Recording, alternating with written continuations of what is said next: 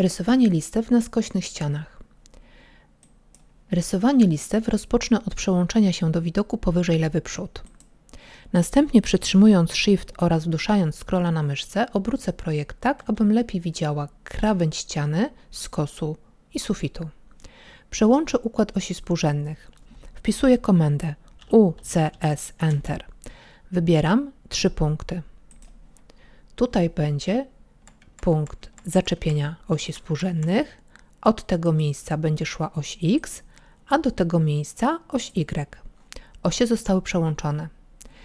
Mam włączone przyciąganie do punktu końcowego. Wybieram ścieżkę i rysuję ścieżkę od podłogi do początku skosu, do końca skosu, końca sufitu i pionowo w dół.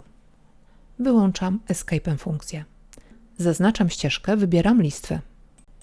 Przełączam się na rysowanie listew, wybieram profile użytkownika, odnajduję swoją listwę, następnie rysuję ją.